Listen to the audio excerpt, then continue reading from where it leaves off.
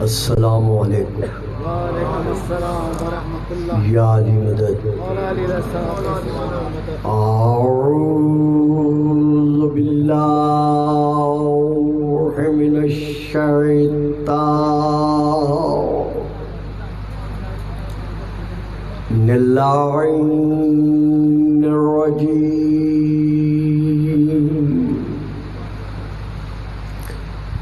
بسم اللہ الرحمن الرحیم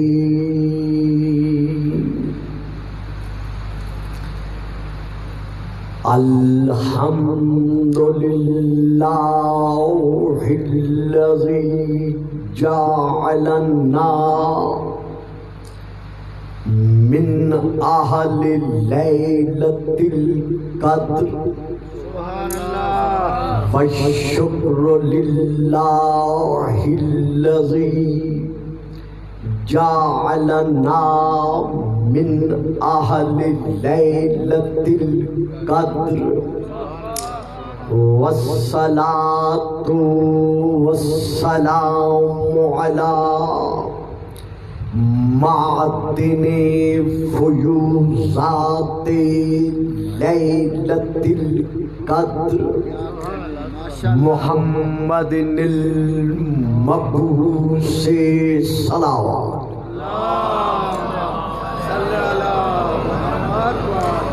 قبل لیلۃ القدر وعلی جواہر علل ما ظہر فی لیلۃ القدر ثم الصلاۃ علی آلہ الذین هم محال کتاب اللہ المنزل فی لیلۃ القدر بل هم کتاب اللہ الناطق المنزل فی لیلۃ القدر وعلی شیعتهم الذین هم اوراق کتاب اللہ الذی نزل فی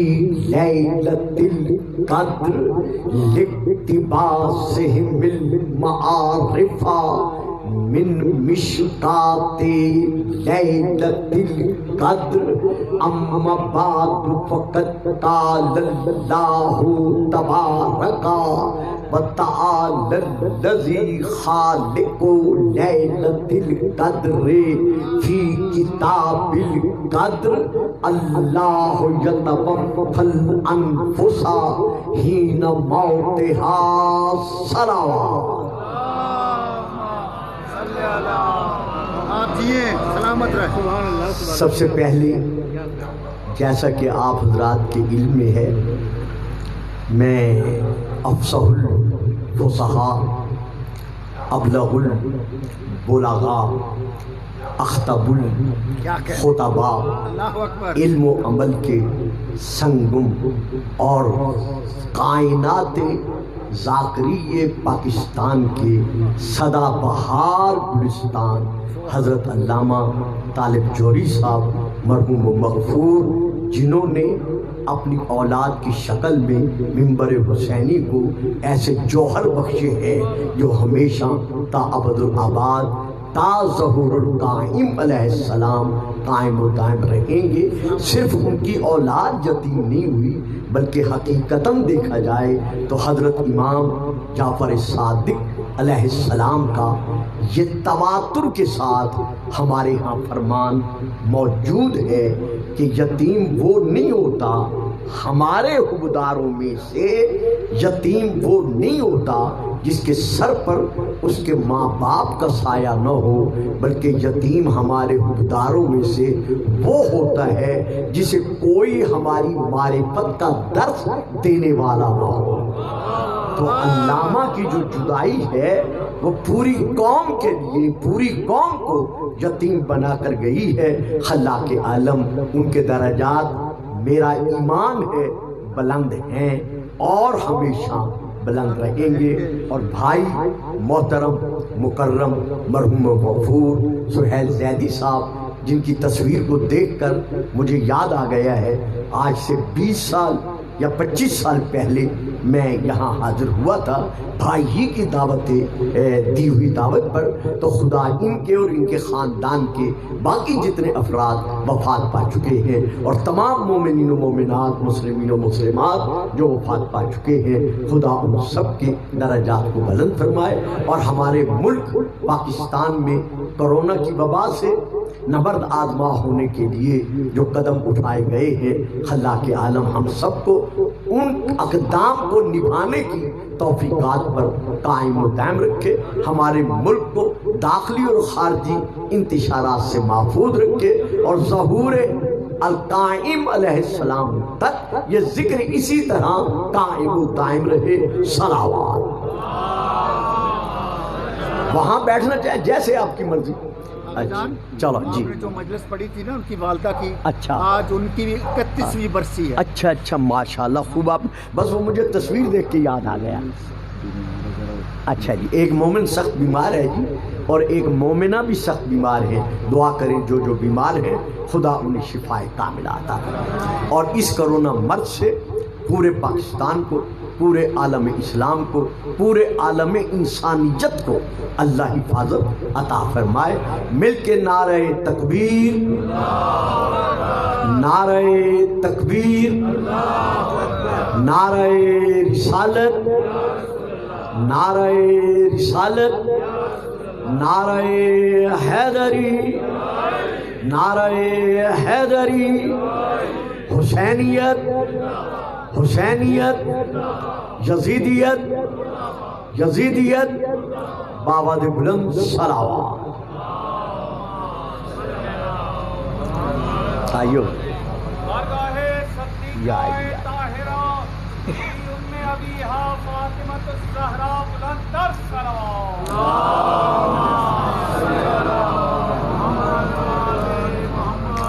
صاحبان اسلام و ایمان و ایقان، ارباب معرفت و محبت و مودت، عاشقان رسول و آل رسول و عاشقان رسول، میں نے اس وقت آپ کے سامنے سورہ نمبر 39 کی آیت نمبر 42 کی، سورہ الزمر کی آیت کی تلاوت کا شرف حاصل کیا ہے، جس میں اللہ نے اپنی زبان بے زبانی کے ساتھ یہ حکم سنا دیا ہے کہ اللہ یتوفی الانفس حین موتہا، کہ یہ اللہ ہی کی ذات ہے،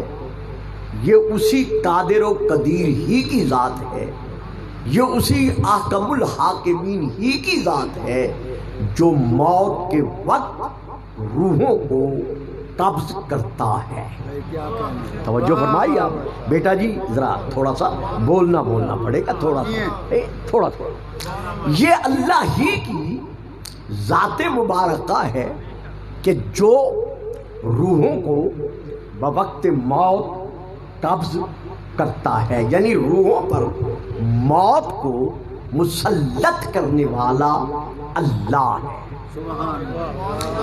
اب میرے معظم مکرم سامعین، اس آیت سے یہ واضح ہو گیا کہ قابض الارواح اللہ ہے۔ توجہ فرمائی آپ صاحبان، تو یہ ہے ایک آیت۔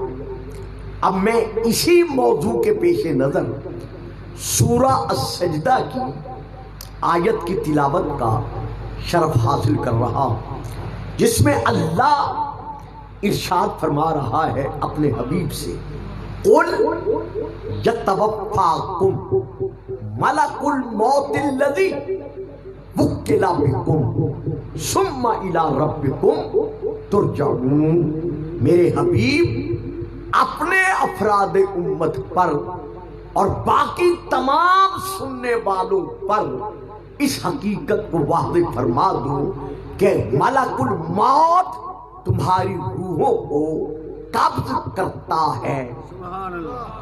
نہیں، آپ نے توجہ نہیں فرمائی نا۔ دیکھیے مجلس کا ماحول مجھے یہ نہیں مجھ سے مطالبہ آج کرے گا کہ میں بات بات پر رک کر آپ کو متوجہ کروں، لیکن توجہ کا طالب ہونا یہ آپ سمجھتے ہیں میں ہر وقت رہ جاتا ہوں۔ اللہ فرماتا ہے پہلی آیت میں کہ قابض الارواح خود اللہ ہے، توجہ فرمائی آپ نے۔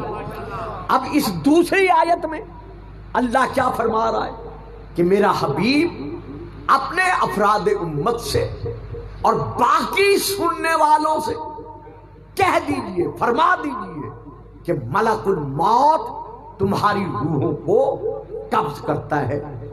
ثم الی ربکم ترجعون، اور مرنے کے بعد کہانی ختم نہیں ہوتی۔ واہ صاحب، دیکھیں جو بول سکتے ہیں انہیں بولنا چاہیے، اب جنہوں نے بولنا ہی نہیں ہے ان سے تو میں کچھ نہیں کہہ سکتا نا۔ مرنے کے بعد قصہ تمام نہیں ہوتا، مرنے کے بعد کہانی ختم نہیں ہوتی۔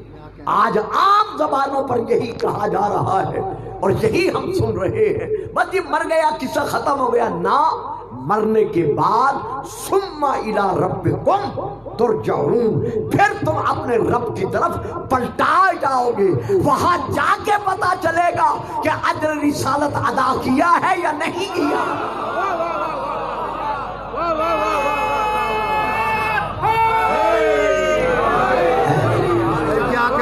تو اب اس آیت سے یہ واضح ہو گیا کہ قابض الارواح ملک الموت ہے۔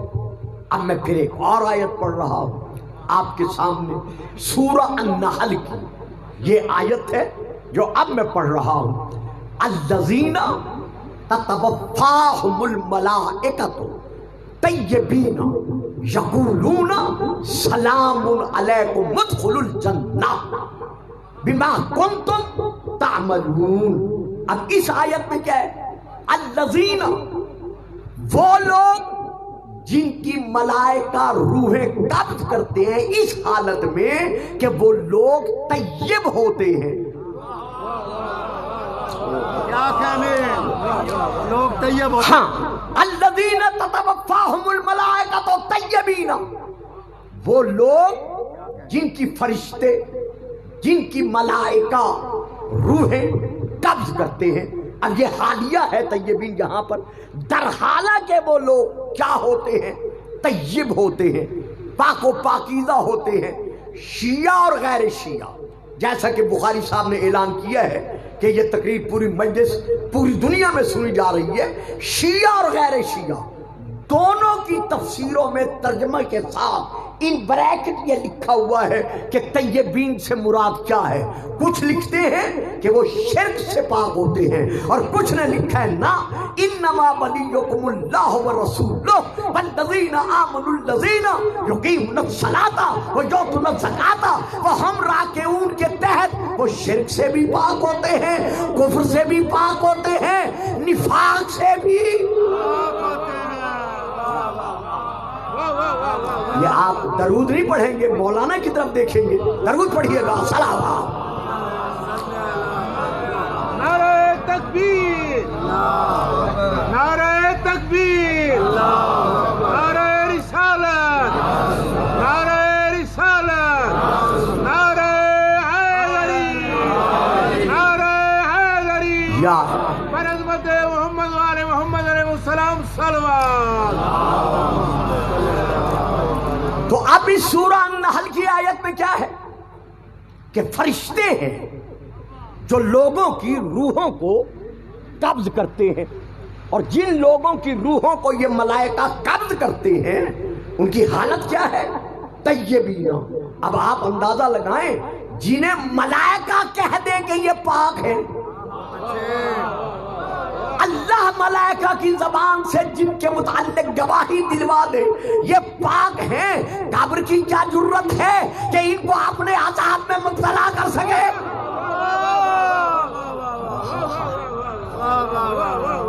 طیبین، در حالانکہ یہ لوگ پاک ہوتے ہیں۔ تو اب ذرا بڑی توجہ چاہیے، یہاں پر آیت کا سلسلہ رکا نہیں بلکہ آگے ہے۔ آگے کیا ہے کہ یہ ملائکہ ان کی روح قبض کرنے کے بعد ان سے کہتے ہیں سلام علیکم، تم پر سلام ہو۔ یہ میرے چہرے جانے پہچانے ہیں، یعنی ادھر روح قبض کر لیتے ہیں، دوسرے لفظوں میں مر گیا نا، اور بابا جی روح جو قبض ہو گئی مر گیا نا، تو اس کے مرنے کے بعد ملائکہ کہہ رہے ہیں سلام علیکم، تم پر سلام ہو۔ یار حد ہو گئی ہے، ملائکہ مرنے کے بعد سلام کرے تو مومن سن لیتا ہے، اور ہم سلام کرے تو محمد و آل محمد نہیں سنتے۔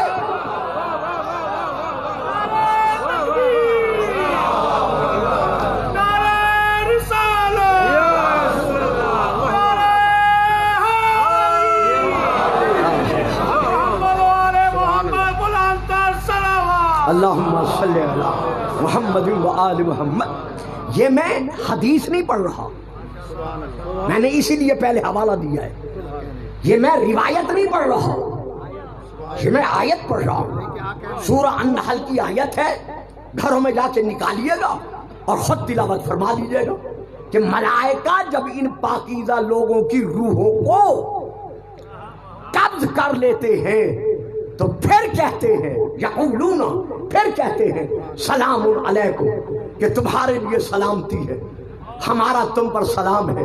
یعنی تمہارے لیے نہ قبر کی سختی ہے، نہ قبر تمہارے لیے وحشتناک مقام ہے، تمہارے لیے سلامتی ہی سلامتی ہے۔ بیٹا بھائی جان ذرا بولنا صحیح، اگر یہ بات سمجھ میں آ جائے، صرف موبائل کے فکر میں نہ رہنا۔ اس آیت کے آخری جز کیا ہے؟ سلام کرنے کے بعد ملائکہ ان سے کہتے ہیں ادخلوا الجنت، جاؤ جنت میں داخل ہو جاؤ۔ معلوم ہوا جو قیامت کے دن جنت ملے گی وہ اور ہے جو اب جنت مل رہی ہے۔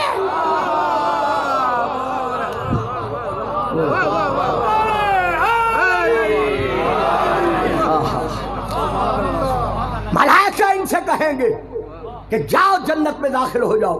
اب ایک ذرا کڑوی سی بات بھی دیتا چلو، جو میرا حق ہے مجھے دینی ہے، وہ یہ ہے پتہ چل گیا کہ مرنے کے بعد قبر جنت بھی ہے۔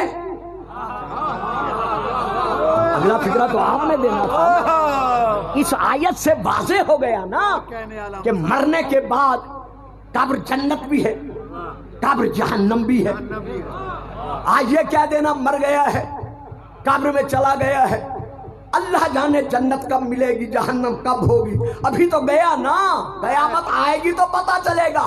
نا جب مر کے قبر میں جائے گا تو پتہ چل جائے گا کہ جہنمی بن کے آیا ہے یا جنتی بن گئی۔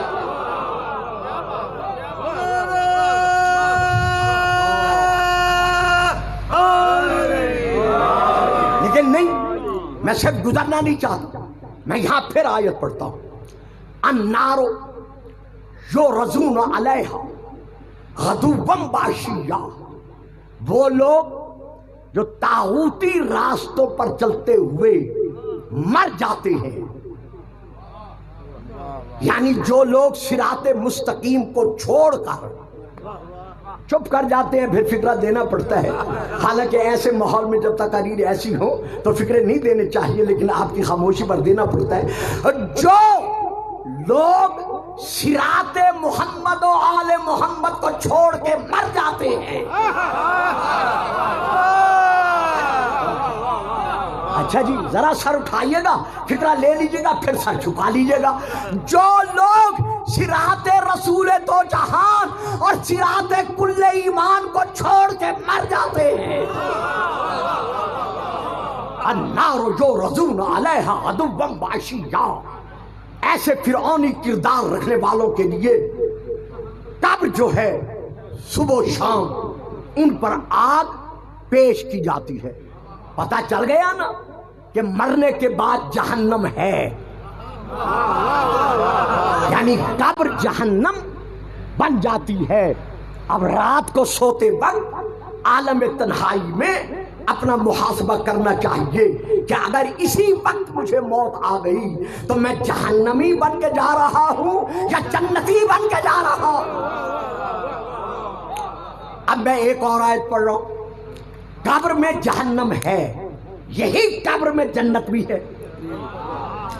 آئیے حبیب نجار مومن آل یاسین، یاسین سورہ کی یہ آیت ہے، جب اسے دشمنان توحید و رسالت نے پتھر مار مار کر پتھروں کے گڑھے میں دفن کر دیا اور وہ شہید ہو گیا۔ گھروں میں جا کے تفسیر دیکھ لیجئے گا۔ ادھر بیٹا جی نہیں، میں چہرے آپ کو پتہ ہے پہچان لیتا ہوں، توجہ میرے ساتھ رہے۔ ادھر شہید ہوا، ادھر پڑھو آیت کی لدخل الجنت، ادھر شہادت پائی اور ادھر اس سے کہا گیا کہ جا آپ جنت میں داخل ہو۔ معلوم ہوا قبر میں جہنم بھی ہے، قبر میں جنت بھی ہے۔ اچھا جنت کن کے لیے ہے؟ جو اجر ادا کر رہے ہیں۔ قل لا اسألکم علیہ اجرا الا المودۃ فی القربی، میرا حبیب امت سے کہہ دو کہ تم جو مجھے کہتے ہو کہ میں تم سے تبلیغ رسالت کا کوئی اجر مانگوں، ارے سوچا بھی ہے میں محمد ہو کر تم منگتوں سے مانگوں؟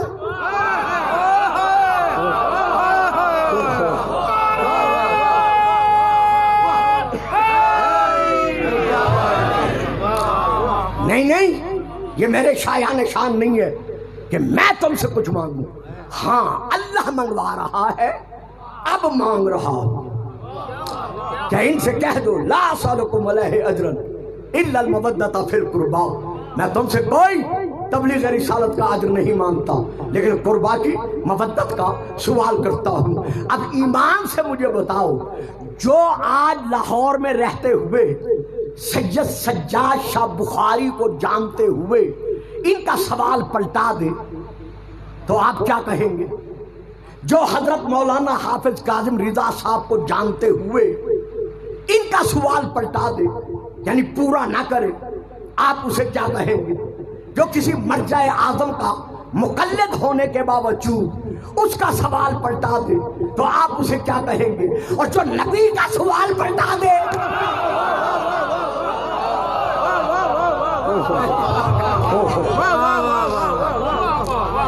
جبکہ یہ سوال کون ثابت کر رہا ہے کہ نبی کی طرف سے بھی نہیں ہے، بلکہ اللہ اس سوال کے حکم کو رسول پر جاری کر رہا ہے۔ بہرحال یہ میرا موضوع الگ ہے، یہاں مجھے صرف یہ دینا ہے کہ جو بھی اجر رسالت کو ادا کرتے ہوئے قبر میں جاتا ہے، اس کی قبر اس کے لیے جنت بن جاتی ہے۔ چونکہ پوری دنیا میں سننے والے سن رہے ہیں، میں بغیر حوالے کے آگے نہیں بڑھتا۔ پہلی تفسیر کا نام تفسیر سالبی، دوسری تفسیر کا نام تفسیر قرطبی جسے قرطبی میں پڑھا جاتا ہے، تیسری تفسیر کا نام علامہ فخر الدین رازی کی تفسیر رازی، چوتھی تفسیر کا نام تفسیر الکشاف، میں اسی سے لے کے پڑھ رہا ہوں۔ تفسیر الکشاف جلد نمبر 4، حضرت علامہ زمخشری علیہ الرحمہ کی یہ تفسیر ہے، مطبوعہ بیروت لبنان، وہاں کی چھپی ہوئی ہے۔ اندر کا کاغذ سفید رنگ کا عمدہ کاغذ ہے، باہر کی جلد سبز کلر کی اس کی جلد ہے، جلد کا بارڈر سنہری کلر کا ہے۔ میں وہاں سے پڑھ رہا ہوں۔ وہ لکھتے ہیں، یہ اوپر لکھا ہے قل لا اسألکم علیہ اجرا الا المودۃ فی القربی۔ اس کی تفسیر میں انہوں نے رسول کی 13 احادیث تفسیر میں درج کی ہے۔ میں ساری نہیں پڑھوں گا، جو مجھے موضوع کے مطابق کچھ آگے بڑھنا ہے اور بخاری صاحب کا حکم بھی ہے کہ جہاں گھنٹہ گزرے گا میں گھڑی دکھا دوں گا. تو اب یہاں پر انہوں نے 11 حدیثیں رسول کی لکھی ہے. ان میں سے پہلی حدیث کیا ہے؟ الا ومن مات علی حب آل محمد مات شہیدا. خبردار، جو آل محمد کی محبت دل میں رکھتے ہوئے مر جائے اسے کافر نہ کہنا.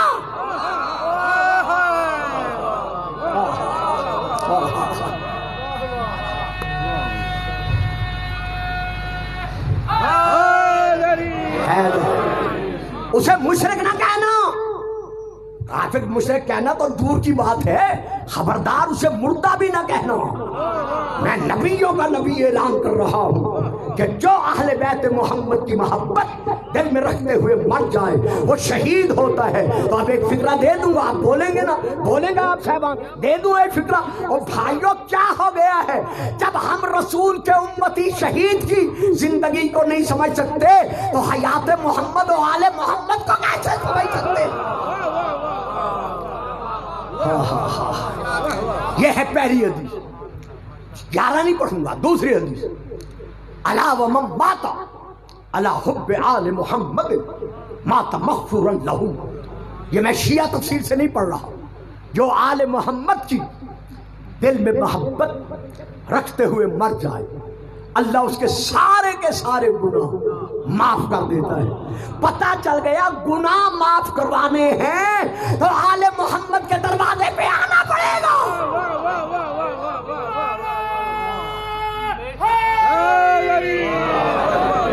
یہ ہے دوسری حدیث. اب تیسری حدیث پڑھ رہا ہوں. الا ومن مات علی حب آل محمد. میں نے 2 حدیثیں راستے کی چھوڑ دی ہے. جعل اللہ قبرہ مزار ملائکۃ الرحمہ. میں نے آج تک اس انداز میں اہلیان لاہور سے، یعنی اب میں بڑھاپے میں آ گیا ہوں، میں نے توجہ نہیں چاہی، جیسے اب توجہ چاہ رہا ہوں کہ جو بھی آل محمد کی محبت دل میں رکھ کر مر جائے خبردار اس کی قبر کو قبر نہ کہنا. ہائے ہائے ہائے، خبردار اس کی قبر کو مٹی، گھارا، اینٹوں، کسی اور مواد سے بنی ہوئی قبر نہ کہنا. بلکہ میں صادق نبی اعلان کر رہا ہوں کہ جو آل محمد کی محبت دل میں رکھ کر مر جائے اللہ اس کی قبر کو ملائکۃ الرحمت کے لیے مزار بنا دیتا ہے.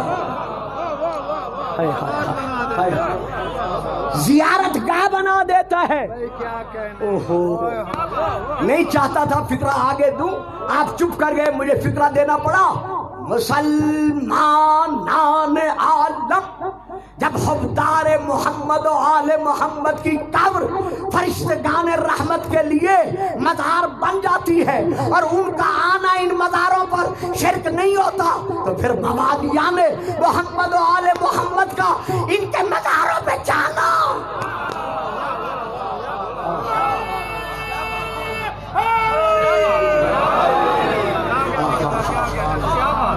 اللہ اکبر. اب جس کے لیے میں نے یہ سلسلہ قائم کیا ہے اب وہ حدیث پڑھ رہا ہوں. وہ لکھتے ہیں، یہ حدیث 9 نمبر پر ہے جو اب میں پڑھ رہا ہوں. اس میں وہ لکھتے ہیں، رسول پاک فرماتے ہیں کہ من مات علی حب آل محمد، جو آل محمد کی محبت دل میں رکھ کر مر جائے فتح لہو فی قبرہ بابان الی الجنہ، وہ قبر میں جا کر جنت کا انتظار نہیں کرتا. مجھے تو آپ دانت کا انتظار کرا رہے ہیں نا، لیکن جو محمد و آل محمد کی محبت دل میں رکھ کر مر جائے وہ قبر میں جا کر جنت کا انتظار نہیں کرتا بلکہ اس کی قبر میں 2 دروازے جنت کی طرف کھول دیے جاتے ہیں. تو اب ماننا پڑے گا، یا محمد کو صادق ماننا چھوڑ دو، نبی ماننا چھوڑ دو، یا حبدار آل محمد کو جہنمی کہنا چھوڑ. اب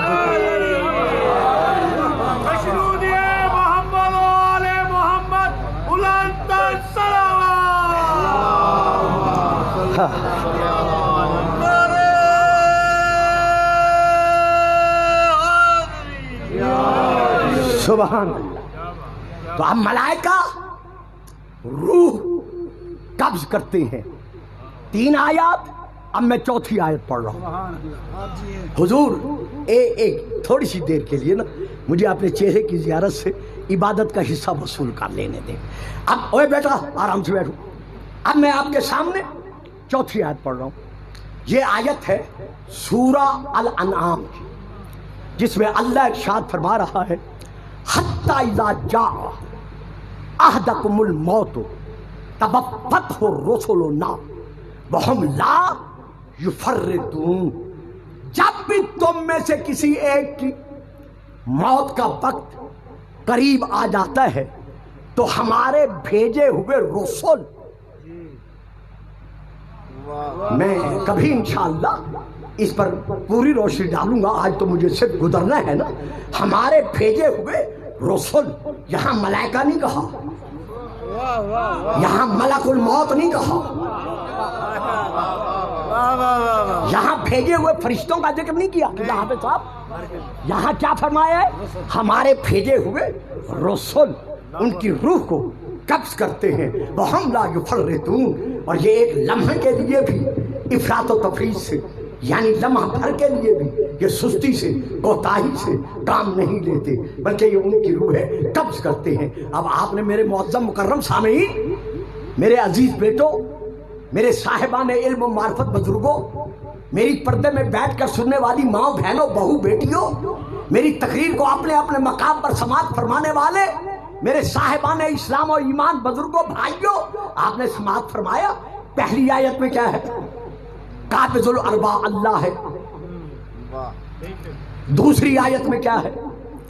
قابض الارواح ملک الموت ہے. تیسری آیت میں کیا ہے؟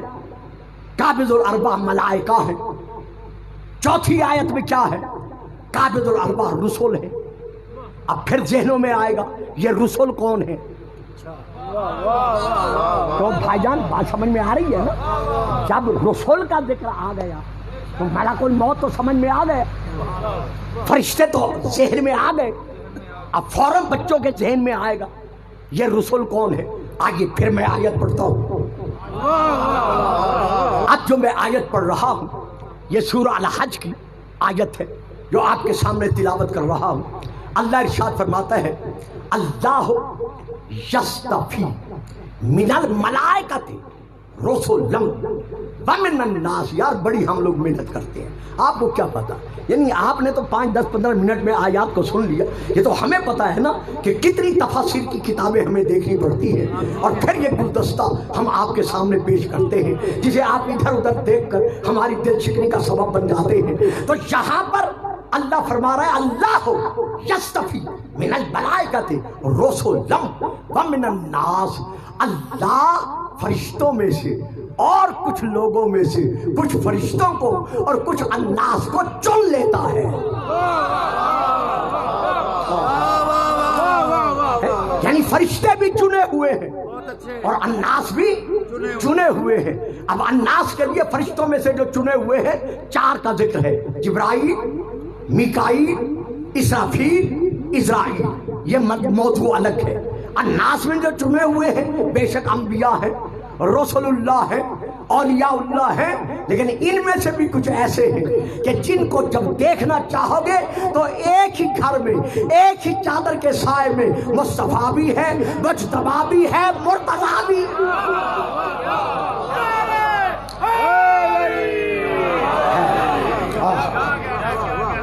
الحمدللہ میں یہاں تک اپنے سامعین کو لے آیا. اب جو بات آج کی تقریر میں لے کر مجھے آگے بڑھنی ہے، آدھا گھنٹہ گزر بھی گیا ہے، وہ یہ ہے کہ قرآن کا دعویٰ ہے ذالک الکتاب لا ریب فیہ، کہ اس کتاب میں اور اس کے کسی فیصلے میں شک کو حق کے شک حاصل نہیں ہے. یعنی اس کی کسی آیت پر، آیت کے کسی فیصلے پر شک نہیں کیا جا سکتا. یہ ہے اللہ کا فیصلہ. اور قرآن کیا ہے؟ ہمارے نبی کی نبوت کا معجزہ. اگر معجزے پہ شک ہو جائے تو پھر نبی پہ ایمان کیسے رہے گا؟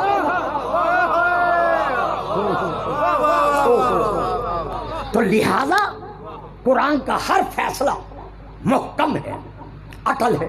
جب اٹل ہے تو آج کا میرا اپنا نوجوان، میرا اپنا بیٹا مجھ سے یہ ہو چکا ہے، یہ میری بیٹی ہے جو میں بیان کر رہا ہوں. مجھ سے وہ روشن خیات یہ سوال کرتا ہے کہ گلفام صاحب ہماری سمجھ میں نہیں آتا کہ ایک طرف تو قرآن کے لیے کہا جاتا ہے کہ یہ ہر قسم کے شخص پاک کتاب ہے، اور دوسری طرف ہم دیکھتے ہیں کہ اس کی آیات میں تضاد ہے، یعنی اختلاف ہے. اور بھائی یہ جو آپ فکرے ادا کر رہے ہیں یہ آپ نے کسی قرآن کے حقیقی مفسر سے لیے ہیں یا اپنی رائے سے کہہ رہے ہو؟ واہ جی واہ. لاہور کے اجتماع میں ایسی خاموشی یہ قابل تعجب ہے. کہیں میں اور دیہات میں ہوتا اور وہاں خاموشی چھا جاتی تو مجھے افسوس نہ ہوتا. بیٹا جی، بھائی صاحبان، بزرگوں، یہ جو آپ فرما رہے ہیں کہ قرآن کی ان آیات میں اختلاف ہے، تضاد ہے، یہ آپ نے نتیجہ کہاں سے لیا ہے؟ آیا تفسیر میں رائے کر رہے ہو یا مدینۃ العلم نے یہ کہا ہے؟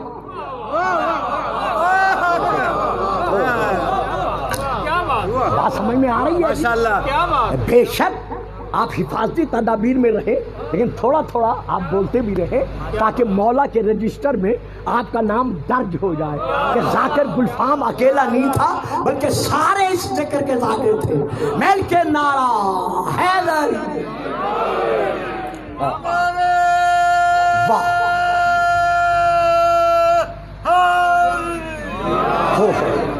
محترم، یہ جو آپ فرما رہے ہیں کہ قرآن کی ان آیات میں اختلاف ہے، تضاد ہے، یہ آپ اپنی رائے قائم کر رہے ہیں یا مدینۃ العلم نے فرمایا ہے یا باب العلم نے فرمایا ہے یا اہل الذکر نے فرمایا ہے یا امام مبین نے فرمایا ہے یا 14 معصومین میں سے کسی معصوم نے فرمایا؟ نہیں گلفام صاحب، یہ آیات تو ہمارے سامنے ہیں، ان میں اختلاف موجود ہے. اچھا، آپ اختلاف سمجھ رہے ہیں نا؟ آگے ذرا آگے بڑھیے. محمد و آل محمد نے، جس کا ابھی میں حوالہ دے کر بات کو واضح کروں گا، وقت ہوا تو آگے بڑھوں گا، لیکن ورنہ بات جہاں واضح ہو جائے گی وہاں میں ختم کر دوں گا. محمد و آل محمد نے جو اس آیت کی، ان آیات کی تفسیر پیش کی ہے، جس کا ابھی تفسیروں کے حوالے سے میں سلسلہ قائم کرنے والا ہوں انشاءاللہ زندگی بخیر، تو اس تفسیر میں انہوں نے یہ فرمایا ہے کہ مطلقاً ذاتاً احکم الحاکمین اللہ ہے. پھر سنیں، بڑے آرام سے سنیں، کیونکہ یہ موضوع کبھی کبھی منبر سے چلتے ہیں. ایسے علم و عمل کے سنگم علماء بارش برسا کر گئے ہیں اور ان کے علم کے قطرے جو درختوں پر رک گئے ہیں، جب ہوا چلتی ہے وہ نیچے گرتے ہیں، تو ہم جیسے طالب علم اس سے فیض یاب ہو جاتے ہیں. درود پڑھیے گا. صلوات. اللہ مطلقاً قابض الارواح ہے، یعنی اللہ کا حکم مطلقاً حکم ہے.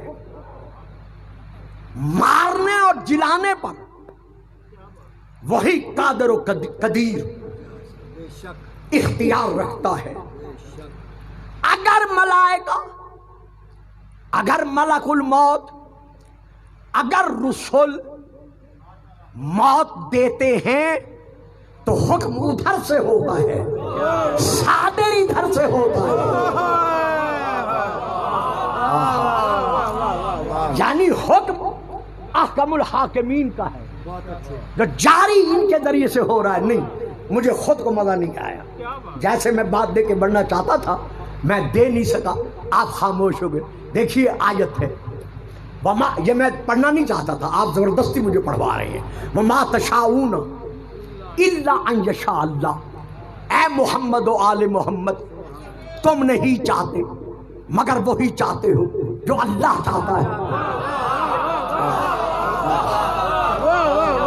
اب اس آیت کی چونکہ مجھ گلفام کے نزدیک نہیں، تمام شیعہ علماء کے نزدیک یہ پوچھے، سر پہ قرآن رکھ کر پوچھے، بھائی علامہ رشید ترابی سے پوچھے، علامہ حافظ ریاض صاحب سے پوچھے، ہمارے منبر کے جتنے اس وقت خطباء ہیں جو صاحبان علم ہیں، جن کا میں نام لوں تو پورا وقت گزر جائے گا، ان علماء سے جا کر پوچھے، سب کا یہ ایمان ہے کہ شیعہ مذہب میں تفسیر بالرائے حرام ہے۔ یعنی گلفام کو یہ حق حاصل نہیں ہے کہ وہ یہ کہے کہ میرے نزدیک اس آیت کی تفسیر یہ ہے۔ تو آئیے وما تشاؤون الا ان یشاء اللہ کی ذرا تفسیر کو بھی دیکھ لیں۔ یہ دیکھیے، میں تفسیر کا نام لے رہا ہوں، تفسیر صافی جلد نمبر 5 عربی میں یہ تفسیر اپنے سامنے رکھ کر اس آیت کی تفسیر دے رہا ہوں۔ جب آپ کے اور میرے امام ابن امام حضرت امام موسیٰ کاظم علیہ السلام سے اس آیت کی تفسیر پوچھی گئی کہ مولا اللہ جو فرما رہا ہے وما تشاؤون الا ان یشاء اللہ، تو اس سے مراد کیا ہے؟ یوں سمجھیے گا میرے سامعین، نیند کو آنکھوں سے بھگا کر دوڑا کر یوں سمجھیے گا جیسے تفسیر آپ کے سامنے ہے اور آپ خود پڑھ رہے ہیں، تو آپ کو اور میرا معصوم امام فرما رہا ہے ان اللہ جعل قلوب الائمۃ موعظا لارادتہ۔ تفسیر سننا چاہتے ہو تو سنو، اللہ نے ہم اماموں کے دلوں کو اپنے ارادوں کے ظاہر ہونے کا مرکز بنا دیا ہے۔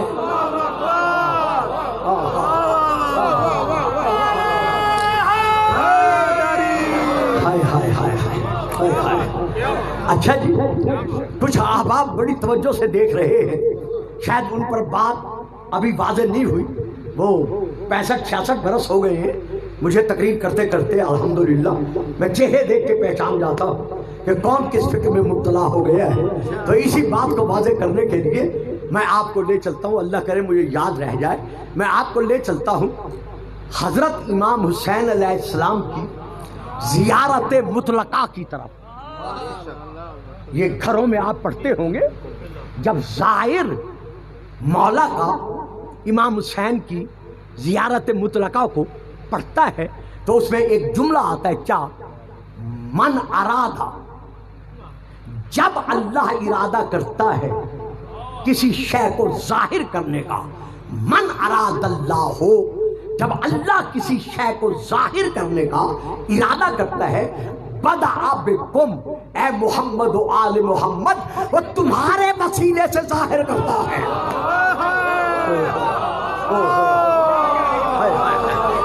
جو ڈر کے نعرہ لگا رہے ہو وہ نہ لگاؤ، اور جو کرونا کو بھگا رہے ہو۔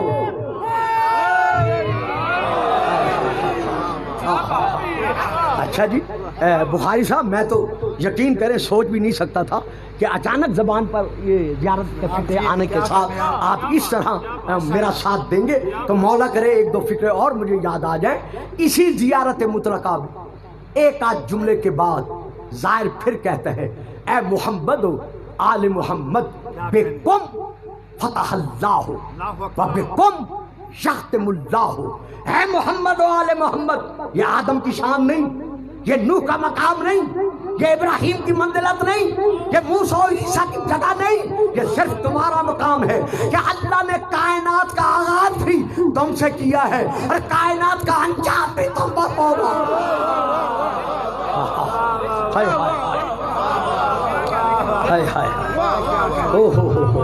اچھا ایک جملہ اور بھی پڑھ دوں، ہے اجازت پڑھ دوں نا؟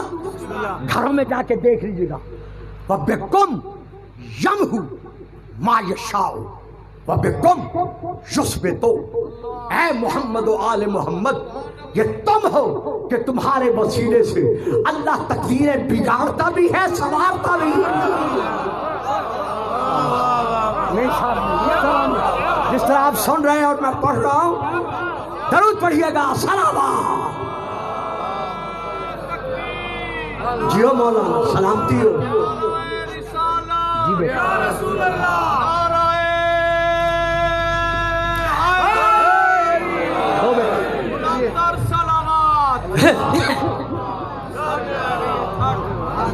یہ نعرے حضرت علامہ الحاج فاضل قوم علامہ رشید ترابی صاحب نے لگوائے ہیں. لوگ کہتے ہیں جی علماء مقصر ہوتے ہیں. ہم نہ کل مقصرین کو مانتے تھے نہ آج. بلکہ نعرہ ہے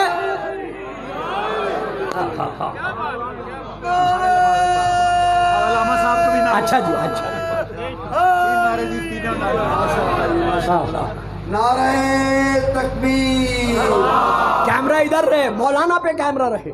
نعرہ تکبیر.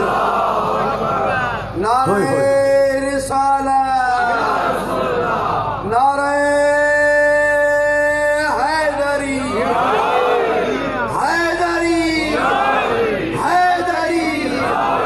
زندہ باد مومنین. علماء کی اس حوصلہ افزائی پر اور ان ایمان افروز نعروں کی بلندی کی گونج میں میں ایک فکرہ اور دینا چاہتا ہوں. اے محمد و آل محمد, اللہ تمہارے وسیلے سے بگڑی ہوئی تقدیریں بناتا بھی ہے اور سنوارتا بھی ہے. بڑے عرصے سے تقدیر بگڑ چکی تھی, پر کٹ چکے تھے, میدان میں پڑا ہوا تھا. ادھر حسین کے جھولے سے مت ہوا.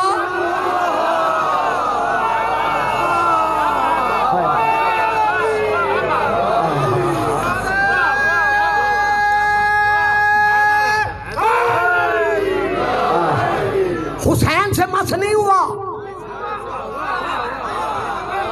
پڑھوں گا, زندگی رہی اور مولا نے توفیق بخشی تو انشاءاللہ کبھی گفتگو کروں گا. امام حسین کے جھولے سے, امام حسین سے نہیں, امام حسین کے جھولے سے مس ہوا. جناب پوری دنیا سن رہی ہے, جو سن رہے ہیں میری تقریر کو, گلفام ڈنڈے کی چوٹ پر سینے پہ ہاتھ مار کر بابا کے دو حل یہ کلمات ادا کر رہا ہے. یہ جذباتی گفتگو گلفام کی نہیں ہوتی. پوری تاریخ کے حوالے سے میں یہ بات کر رہا ہوں, تفسیر کو دیکھ کر بات کر رہا ہوں. جناب نوح علیہ السلام کو کافر پتھر مارتے تھے بوقت تبلیغ دین اسلام. آپ زخمی ہو کر پتھر, اب علی سونا نہیں, آنکھیں بند نہیں کرنی ورنہ ادھر بیٹھنا پڑے گا. نوح علیہ السلام تبلیغ کرتے ہیں, کفار آ کر پتھر مارتے ہیں, وہ زخمی ہو کر پتھروں میں دب جاتے ہیں, سر زمین پہ رکھ لیتے ہیں. جبرائیل آتا ہے, کافوری پر مس کرتا ہے, جناب نوح سے عجاب ہو جاتے ہیں. یہ ہے نبی, وہ ہے حسین.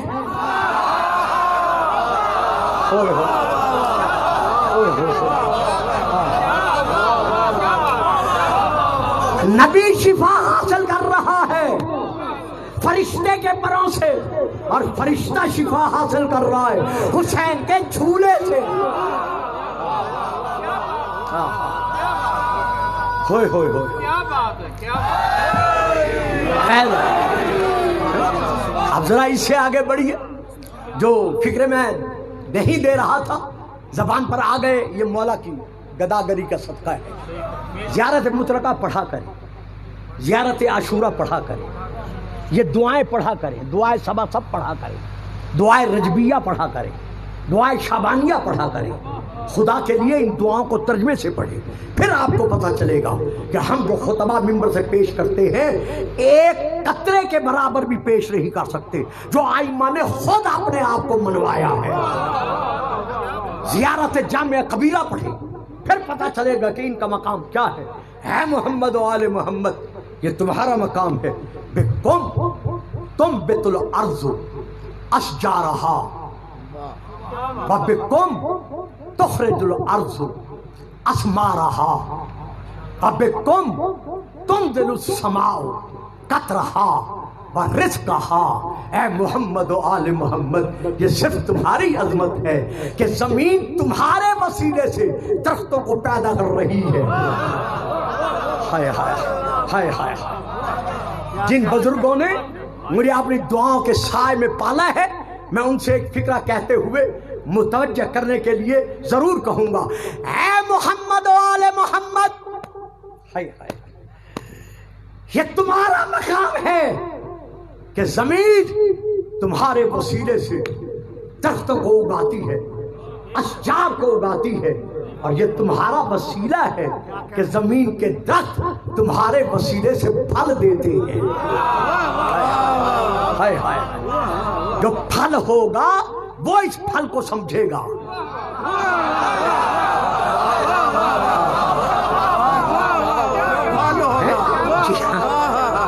درخت، زمین درخت اگاتی ہے تمہارے وسیلے سے، اس کے درخت پھل دیتے ہیں تمہارے وسیلے سے. اللہ اللہ. اور آسمان قطرے برساتا ہے جو رزق کی صورت میں برستے ہیں تمہارے وسیلے سے. تو اب کہہ دو گلفام کے حق میں، جو فتویٰ سننے والوں جہاں جہاں سن رہے ہو، لگا سکتے ہو لگا لو. گلفام کو یہ فتویٰ اپنے حق میں قبول ہے. اب ماننا پڑے گا کہ پوری کائنات کو رزق محمد و آل محمد کی خیرات میں مل رہا ہے.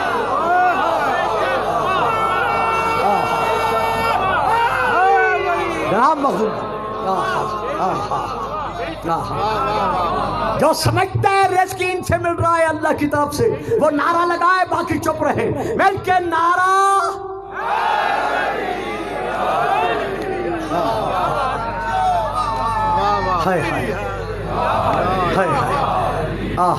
مولانا قبلہ حافظ صاحب، وہ کیا کروں، آپ کی دعاؤں کا صدقہ ہے، مولا کی گداگری کی خیرات ہے. بعد میں بات آ جاتی ہے، پھر مومنین بھی کہتے ہیں، بخاری صاحب بھی فرماتے ہیں قبلہ بہت زیادہ پڑھ جاتے ہیں. نہیں پڑھوں گا، ختم کر دوں گا، لیکن کیا کروں، جب بات آ جاتی ہے تو پلٹا نہیں سکتا. یہاں پھر بات دینا چاہتا ہوں. گلفام صاحب، یہ تو دعا کے کلمات ہیں نا جو آپ فرما رہے ہیں کہ رزق ان کے وسیلے سے ملتا ہے. قرآن تو نہیں ہے نا؟ آؤ قرآن پڑھ لیتے ہیں.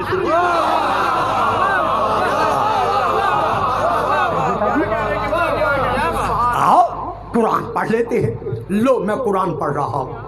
قالت یہود ید اللہ مغلولۃ غلت ایدیہم ولعنوا بما قالوا بل یداہ مبسوطتان ینفق کیف یشاء. یہ یہودی کہتے ہیں کہ اللہ کا ایک ہاتھ ہے اور وہ ہاتھ بھی بندھا ہوا ہے. لعنت ہو ان یہودیوں پر جو مجھے اللہ کا ایک ہاتھ بناتے ہیں. آپ تھوڑی سی توجہ کرتے نا، یعنی جو اللہ کا ایک ہاتھ مانے اللہ اس میں لعنت بھیج رہا ہے. کہتے ہیں اللہ کا ایک ہاتھ اور بندھا ہوا ہے. نانا، مجھے اللہ کا ایک ہاتھ نہیں ہے، بندھا ہوا نہیں ہے. بل یداہ، بلکہ مجھے اللہ کے دو ہاتھ ہیں. واہ جی واہ، تھوڑی چپ تو بھی صدقے. بل یداہ، مجھے اللہ کے دو ہاتھ ہیں اور میں اللہ ان دونوں ہاتھوں سے کرتا کیا ہوں. پڑھیے نا آیت. ینفق کیف یشاء، اللہ جیسے چاہتا ہے ان ہاتھوں سے انفاق رزق کرتا ہے، یعنی رزق تقسیم کرتا ہے. تو پتہ چل گیا نا، رزق مقرر کرنا اللہ کا کام ہے. پڑھ گیا میرے سامعین، میں پڑھ گیا میرے سامعین. رزق مقرر کرنا قبلہ اللہ کا کام ہے، لیکن رزق تقسیم کرنا اللہ کے دو ہاتھوں کا کام ہے. تو اللہ جسم و جسمانیت تو نہیں رکھتا، پھر یہ دو ہاتھ کون سے ہیں؟ تو ائمہ فرماتے ہیں، بحار و انوار میں درج ہے کہ وہ اللہ کے دو ہاتھ کوئی اور نہیں ہے. اللہ کے ایک ہاتھ کا نام محمد الرسول اللہ ہے اور دوسرے ہاتھ کا نام علی.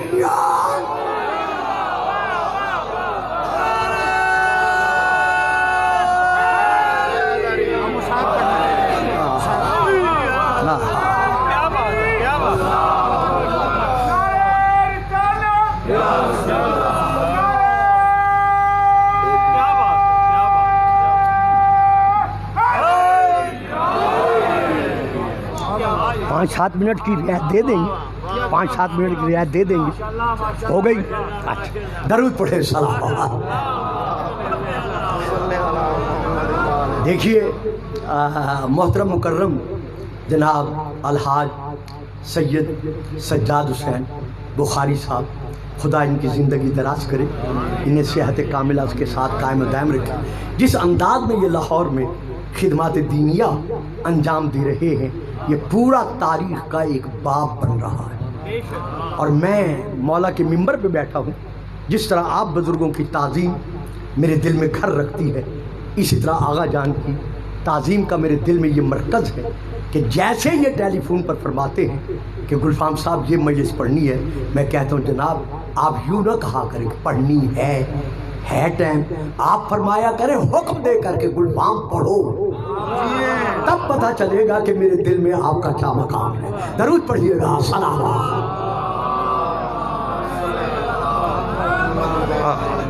اب ہم آتے ہیں اسی مسئلے کی طرف کہ آخر اس دعا زیارت مطلقہ میں ظاہر کیا کہتا ہے، پچھلے الفاظ چھوڑ کر چند جملوں کے بعد، اے محمد و آل محمد ارادت الرب فی مقادیر امورہ تہبط الیکم وتصدر من بیوتکم۔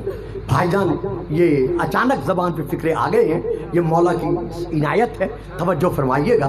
ارادت الرب فی مقادیر امورہ، اے محمد و آل محمد کائنات کی تقدیروں کو جاری کرنے کا جو اللہ کا ارادہ ہے وہ تمہارے دلوں پہ اترتا ہے۔ وتصدر من بیوتکم، اور کائنات کی تقدیریں جو جاری و ساری ہوتی ہیں وہ مسجدوں سے نہیں ہوتی، وہ گھروں سے نہیں ہوتی، وہ کسی مکان سے نہیں ہوتی، بلکہ وہ تمہارے گھروں سے جاری ہوتی ہے۔ تنزل الملائکۃ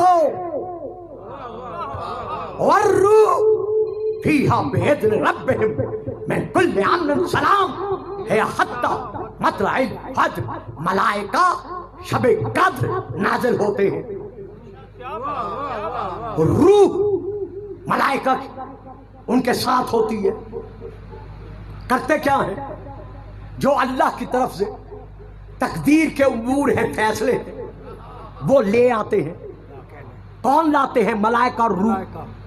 کیا لاتے ہیں؟ اللہ کے تقدیری فیصلے۔ کب لاتے ہیں؟ شب قدر میں۔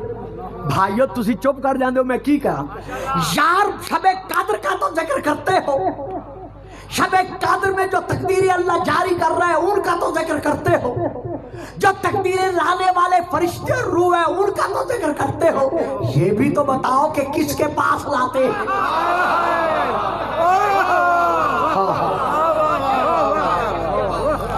وہ یہی محمد و آل محمد ہیں کہ کائنات کی تقدیریں ان کے سگنیچر سے، ان کے امضاء سے، ان کے دستخط سے جاری و ساری ہوتی ہیں۔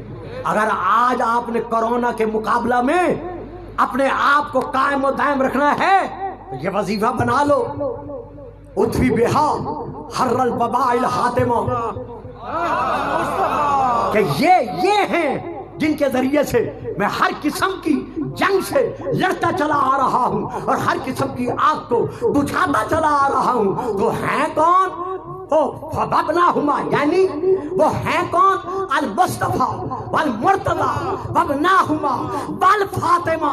جب تک پنجتن پاک کا وسیلہ نہیں دو گے مصائب سے چھٹکارا حاصل نہیں کرو۔ جی قرآنی آیات میں بس اسی بات پہ خط، قرآنی آیات میں تضاد ہے۔ اچھا جی، اگر آپ تضاد مانتے ہیں تو ہم آپ کی رائے سے متفق نہیں ہوتے، ہم ائمہ کی طرف رجوع کریں گے۔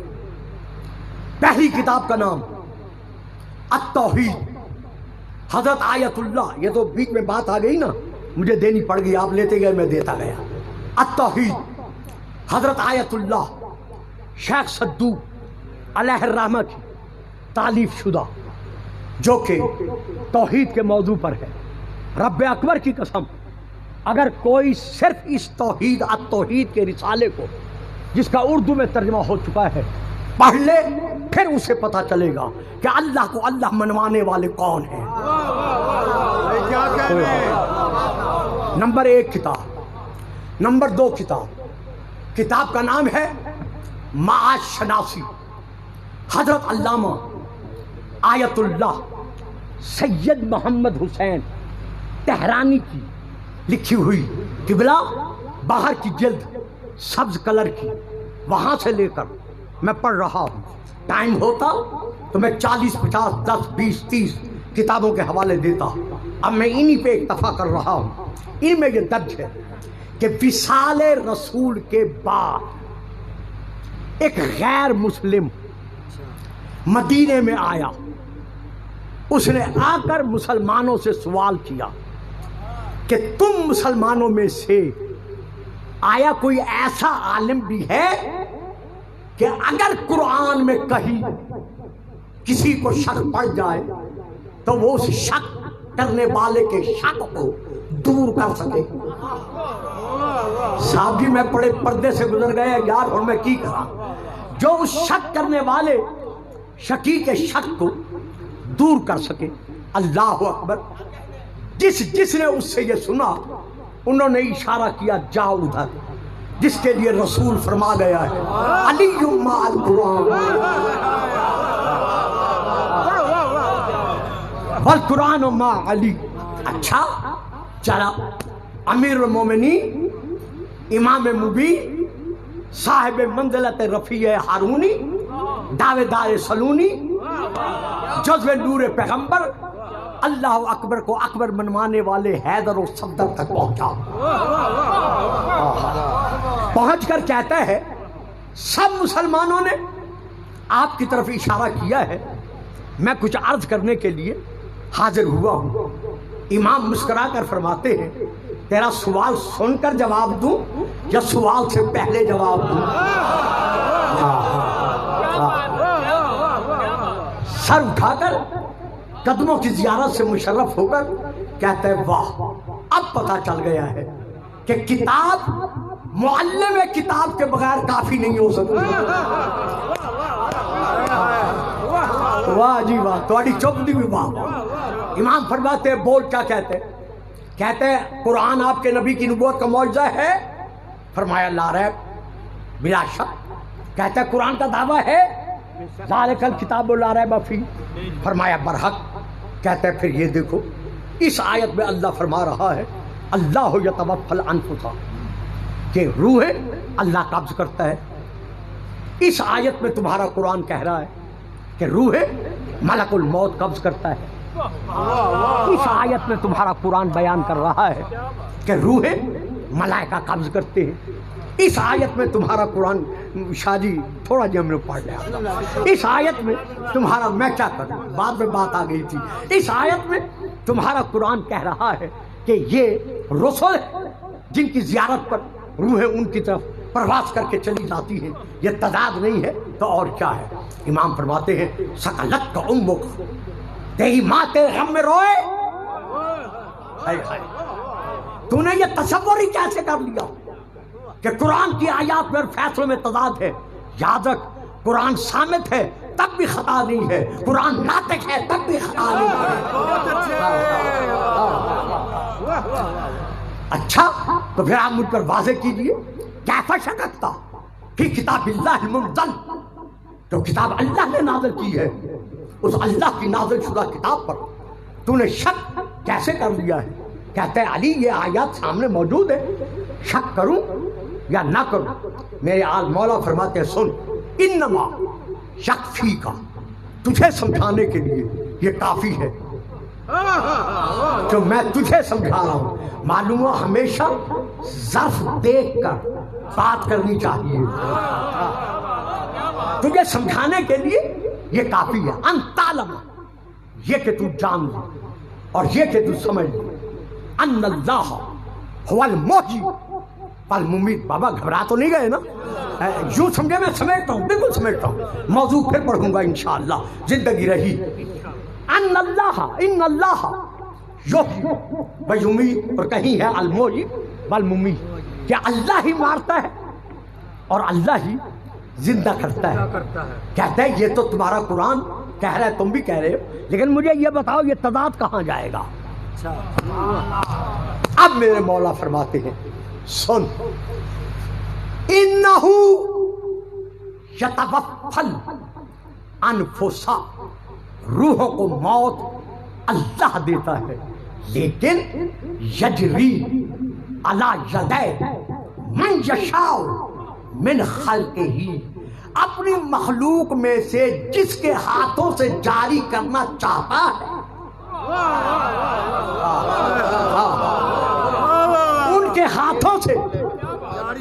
یہ مارنے اور زندہ کرنے کا عمل جاری کراتا ہے، وہ سر اٹھا کر کہتا ہے کیا کہنا چاہتے ہیں؟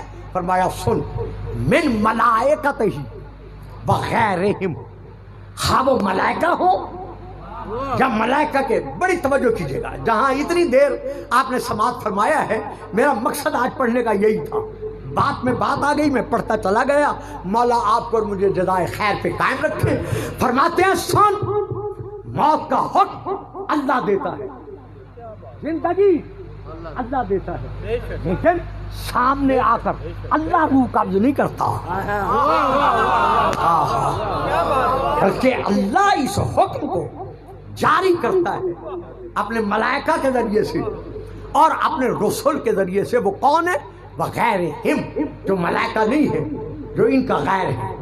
اب حضرت علامہ آیت اللہ سید محمد حسین تہرانی لکھتے ہیں کہ یہ مولا کا کلام ہے، غیرہم، تو یہ غیرہم کون ہے؟ جو ملائکہ کے علاوہ ہے، یہ غیرہم کون ہے؟ ملک الموت بھی نہیں ہے، فرشتے بھی نہیں ہیں، تو یہ کون ہے؟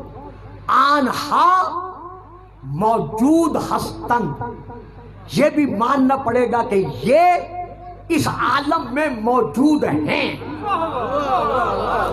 اور ہیں کون؟ از ملائکہ بالا تر ہستن، یہ فرشتوں سے اور ملائکہ سے عرفہ و اعلیٰ ہے، بلند و بالا ہے۔ ذرا سر اٹھائیے گا، میں رکوں گا نہیں، دیکھیں آگے بڑھ جاؤں گا۔ پھر علامہ لکھتے ہیں کہ یہ ہیں کون؟ از منطق قرآن خدا انہارا عالین گوینگ، اللہ قرآن کی زبان سے ان کو عالین کہہ رہا ہے۔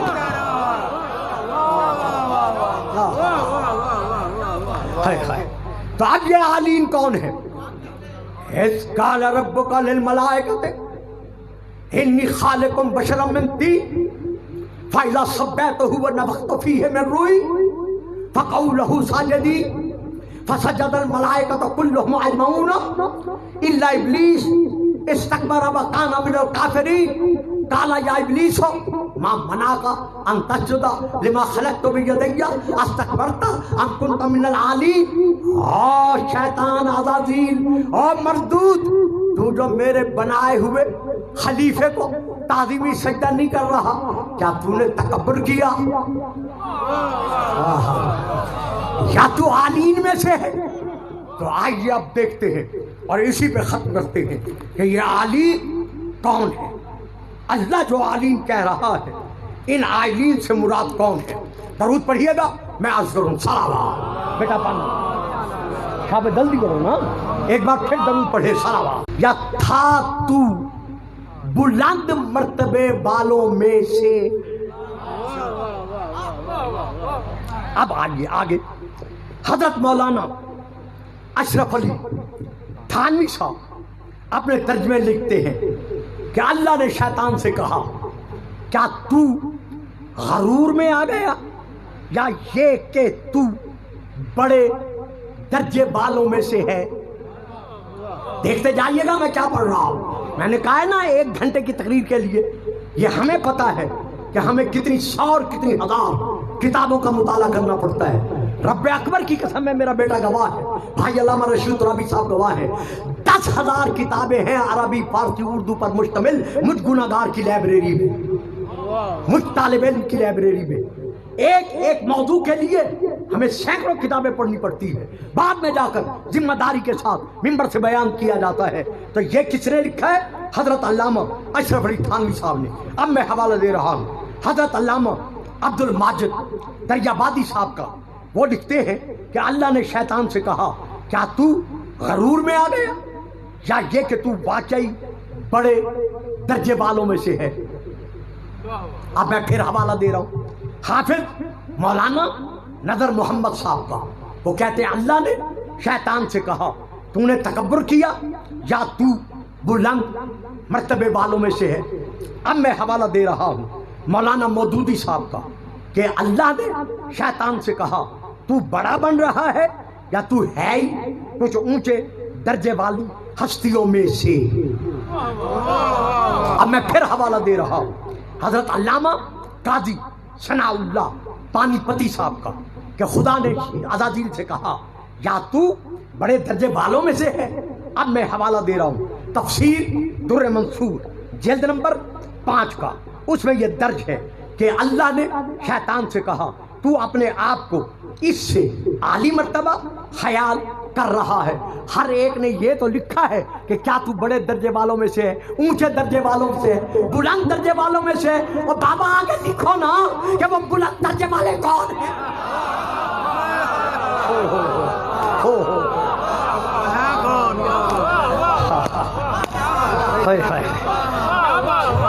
جب کہ مان رہے ہو آپ کا مجھ پہ ادھار رہ گئے, میں اب اسے پورا نہیں کروں گا, میں اب یہی چھوڑ رہا ہوں. قبلہ صاحب بار بار مجھے اپنے چہرے کی زیارت انتہائی نورانی حالت میں کرا رہے ہیں. اب یہاں پر میں یہ کہنا چاہتا ہوں کہ سب جب لکھ رہے ہو کہ اللہ نے شیطان سے کہا کیا تم اونچے درجے والوں میں سے ہے, تو پھر آگے لکھو. ایک ہے آدم, آدم کو سجدہ ہو رہا ہے, معلوم ہوا آدم اور ہے, یہ اونچے درجے والے اور ہے. واہ صحیح واہ واہ صحیح واہ. ایک ہے ملائکہ جو سجدہ کر رہے ہیں, پھر ماننا پڑے گا یہ ملائکہ اور ہے اور یہ اونچے درجے والے اور ہیں. ایک ہے جنات جن کا سرغنہ انکار کر رہا ہے, پھر ماننا پڑے گا یہ سب اور ہیں اور اونچے درجے والے. یار بولو نہ بولو تھوڑی مرضی, چونکہ ٹائم بڑا ہو گیا ہے. پھر یہ بھی ماننا پڑے گا کہ اس وقت یہ اونچے درجے والے تھے. ہائے ہائے. تو یہ پھر اونچے درجے والے کون ہیں؟ اب میں ایک شیعہ کتاب کا نام لے کر ختم کر رہا ہوں. لکھتے ہیں جی شیعہ کتاب میں نہیں اور کتابوں میں, تفسیر میں, ہمارے بھائیوں کی تفسیروں میں لکھتے ہیں یہ عالین سے مراد ہیں ملائکۃ السماء. کیا سمجھ آئیے پتر آگے سمجھ, یعنی آسمان کے فرشتے.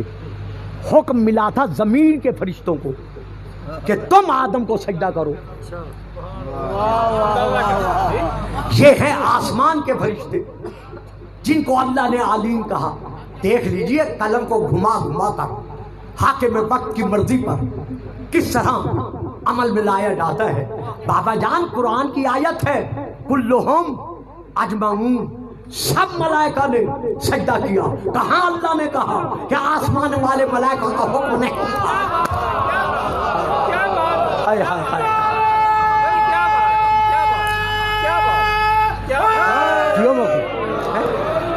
تو ساری روایت نہیں پڑھوں گا. یہ عالین کون ہے؟ یہ ہے تفسیر البرہان جلد نمبر 4. میں وہاں سے لے کے 2 جملے پڑھوں گا, آگے نہیں پڑھوں گا, پھر گزر جاؤں گا اور ختم کر رہا ہوں. اس میں یہ درج ہے ان ابی سعید الخدری رضی اللہ تعالی عنہ, یہ رسول کے صحابی بیان کرتے ہیں کننا جلوسا مع رسول اللہ, ہم رسول پاک کی پاک بد میں بیٹھ کر اپنے اپنے ظرف کے مطابق رسول سے طرف میں معرفت لے رہے تھے. اذا اقبلا رجل, یہ اتنے میں ایک شخص مسلمان رسول کے قدموں تک پہنچا اور آ کر عرض کرنے لگا یا رسول اللہ اخبرنی عن قول اللہ عز وجل لابلیس استکبرت ام کنت من العالمین عالین, کہ یا رسول اللہ جب اللہ کی طرف سے یہ جو اعلان ہو رہا ہے شیطان کے لیے کہ کیا تو نے تکبر کیا یا تو عالین میں سے, فمن ہم یا رسول اللہ الذین ہم اعلیٰ. بھائی ڈاکٹر صاحب الذین ہم اعلیٰ من الملائکہ, کیا یہ اعلیٰ ہیں علی ملائکہ سے بھی کہ جنہیں اللہ عالین کہہ رہا ہے. اللہ اکبر. اب میرے رسول نے صحابہ کی طرف دیکھا, سائل کی طرف دیکھا, فرمایا ظرف ہے برداشت کر لے گا. ظرف بابا جی ان کے فضائل سننا اور سن کے برداشت کرنا یہ بھی عام فرد کا کام نہیں ہے. یہ دونوں مولوی گواہی دیں گے, علماء گواہی دیں گے. ایک شخص نے آ کر امام حسین سے کہا کہ مولا مجھے اپنے فضائل سناؤ. فرمایا چلا جا, تو برداشت نہیں کر سکتا. وہ پھر آیا, کہتا ہے ابن رسول اللہ سائل بن کر آیا ہوں, مجھے اپنے فضائل سناؤ. فرمایا پلٹ جا, تیرے بس کی بات نہیں ہے کہ تو برداشت کر سکے. پھر آیا, کہتا ہے تجھے اپنی ماں کا واسطہ, مجھے اپنے فضائل سناؤ. فرمایا اچھا جا, جا کر آئینے میں اپنی شکل دیکھ کر آ. وہ گیا شیشے میں دیکھا ہٹا کٹا نوجوان لال پیلا کیا من. کہتا ہے مولا الحمدللہ شباب کا شباب ہوں. فرمایا سن میرے فضائل.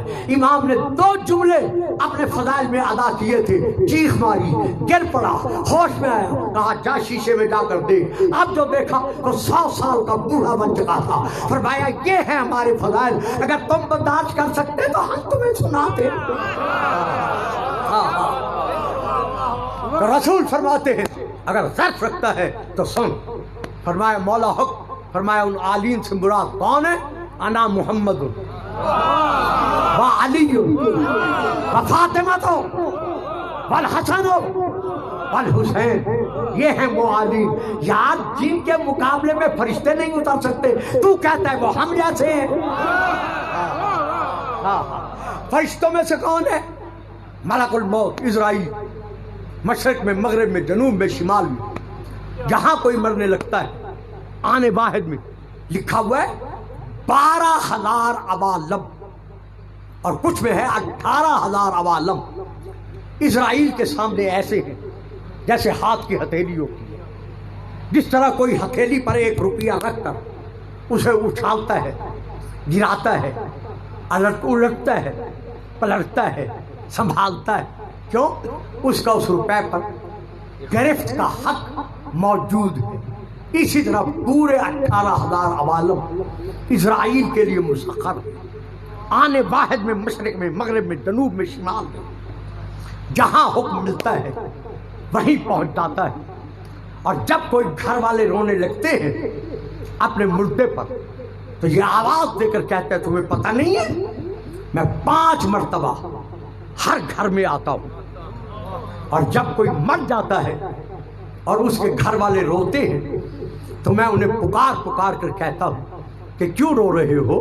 میں نے تو بار بار آنا ہے, تم میں سے کوئی ایک بھی باقی نہیں رہے گا, لیکن میں آتا رہوں گا.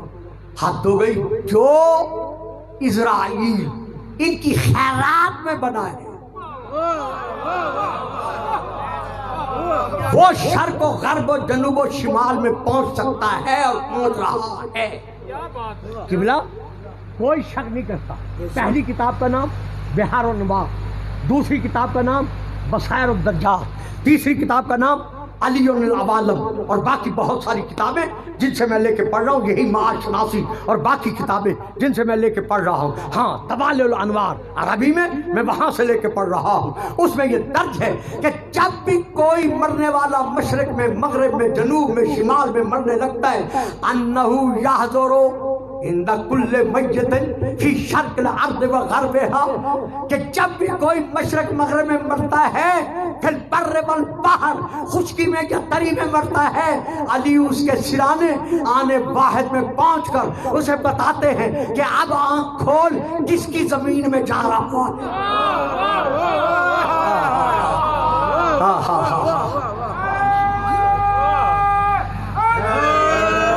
یہ ہے محمد و آل محمد کا مقام اختیار کہ 18,000 عوالم ان کے قبضہ اختیار میں ہے. اگر آج کوئی میرے بچوں کے سامنے, میرے عزیز نوجوانوں کے سامنے یہ کہتا ہے جناب اس ممبر پہ میں بیٹھا ہوں, آپ یہاں بیٹھے, میں تو وہاں نہیں ہوں, میں تو یہاں ہوں, جب میں یہاں سے وہاں نہیں ہو سکتا تو پھر محمد و آل محمد پوری کائنات میں حاضر و ناظر کیسے ہو سکتے ہیں؟ مولانا نہج البلاغہ آپ کو یاد ہے, مجھے پتہ ہے آپ کو یاد ہے. نہج البلاغہ میں حضرت علی نہیں فرما رہے لا یقاس بآل محمد من هذه الامت احد, خبردار آل محمد پر کسی امتی کو قیاس نہ کرنا. پوری کائنات اگر ان کے قبضہ اختیار میں نہیں مانو گے تو آج کون سی تاریخ ہے؟ ذوالقعدہ کی. آج ذوالقعدہ کی 18 ہے, 19 20 نہیں, آج ذوالقعدہ کی یعنی 18 ہے. اچھا 18 ذوالقعدہ.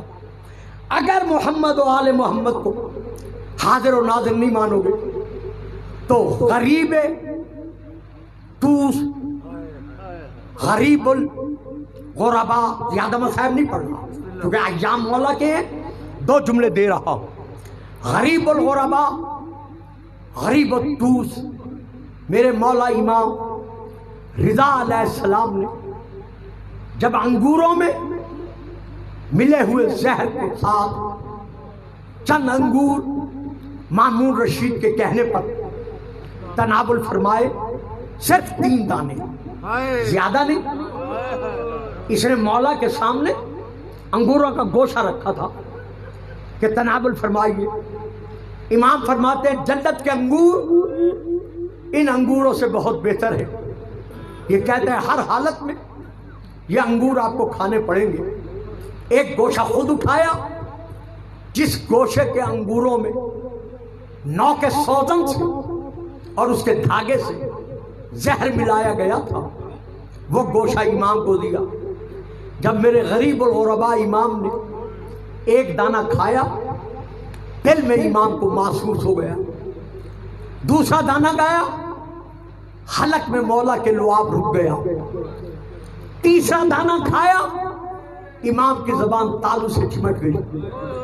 باقی جو دانے تھے امام نے زمین پر ایک یوں اٹھا کر پھینکے۔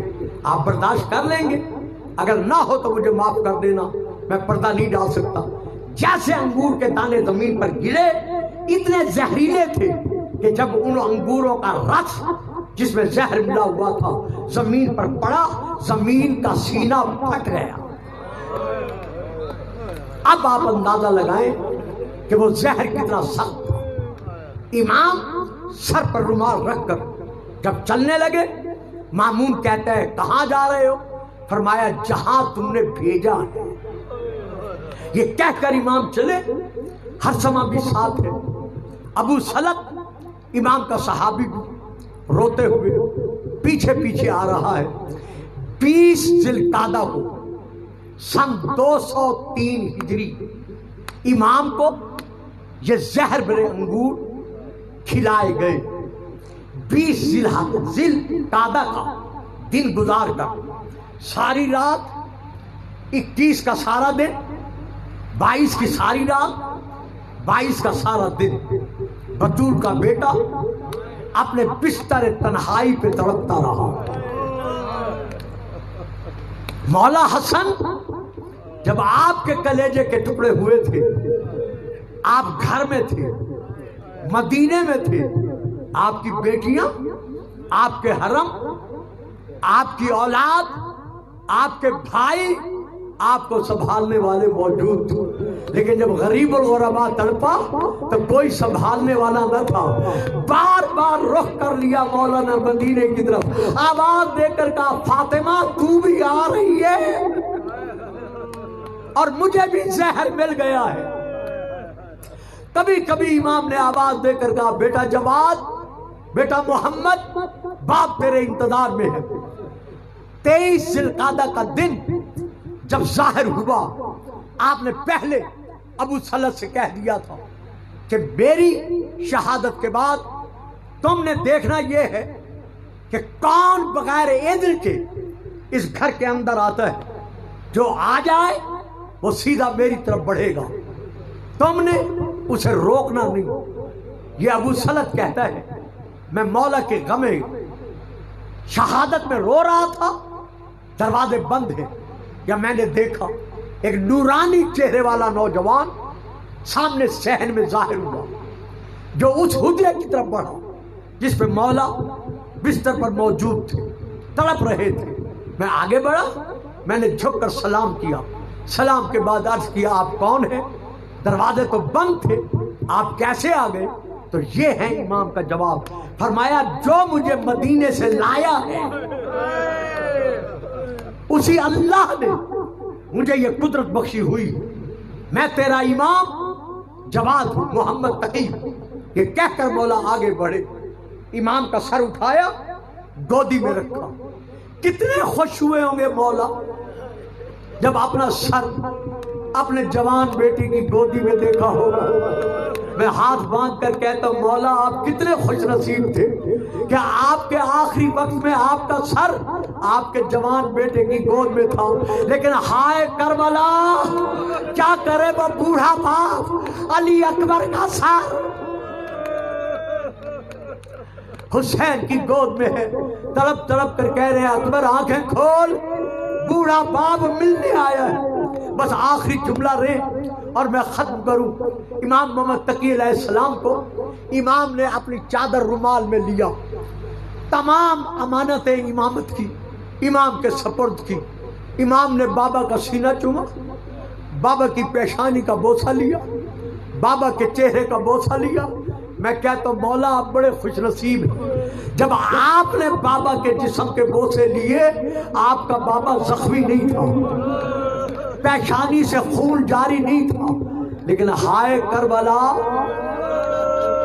جب حسین آخری سلام کرنے کے لیے خیام میں پہنچے اور آواز دے کر کہا یا زینب یا ام کلثوم یا رقیہ یا سکینہ علیکن منی السلام، بیویوں میں کوہا میں ماتم بپا ہوا۔ ہر طرف سے رونے کی صدا سننے کے بعد امام فرماتے ہیں بہن زینب، بہن کلثوم، بہن رقیہ، ام رباب، ام لیلہ، بیٹی سکینہ، اماں فضہ، آؤ ذرا میرے ساتھ۔ تمام بیویاں تڑپ کر کہتے حسین کہاں لے کے چلتے ہو؟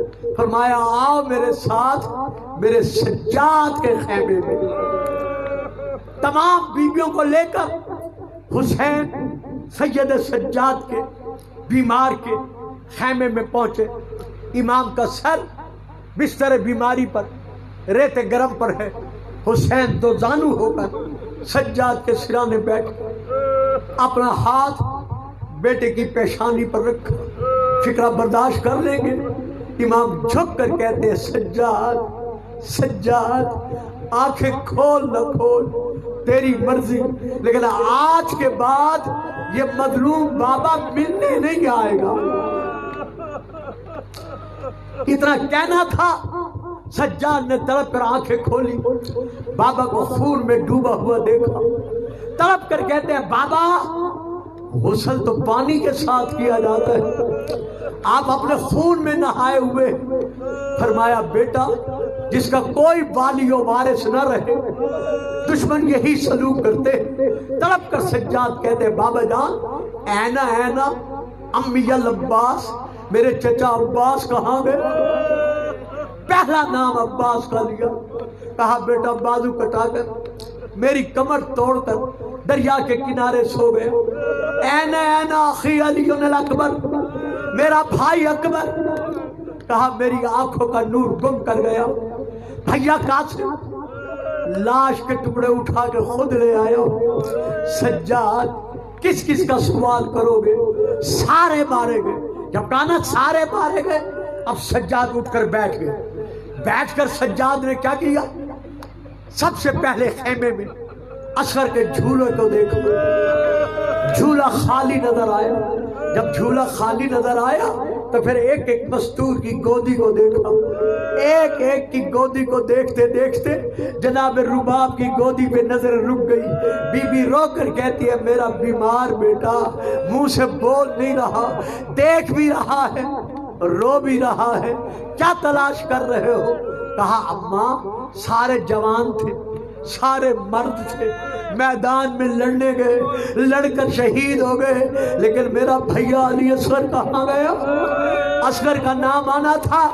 حسین تڑپ کر کہتے ہیں بیٹا وہ بھی شامیوں کے ظلم کا تیر کھا کر شہید ہو گیا، شہید کا نام آنا تھا۔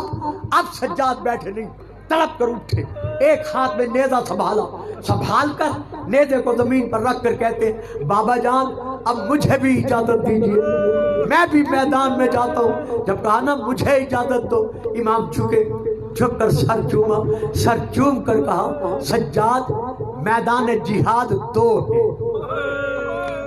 ایک کا نام ہے کربلا، اور ایک کا نام ہے بازار شاہ، دربار شاہ۔ بیٹا یہ جو مارے گئے ہیں ان کے لیے میدان جہاد کربلا ہے، لیکن تیرے لیے میدان جہاد یہ نہیں، بلکہ تیرے لیے میدان جہاد شام کا بازار اور دربار ہے۔ کہا بابا ان دونوں میں فرق کیا ہے؟ کہا بیٹا 3 دن کی بھوک و پیاس برداشت کر کے میدان میں جانا، دشمنوں سے لڑ کر جام شہادت پی جانا، یہ ہے جہاد اصغر۔ لیکن بازار شام میں اپنی پھوپھیوں کو کھلے سر بغیر چادر شامیوں کے پتھروں کا نشانہ بنتے ہوئے دیکھنا، الا لعنت اللہ علی القوم الظالمین۔ اللہم نحن نسألک زیادۃ فی العلم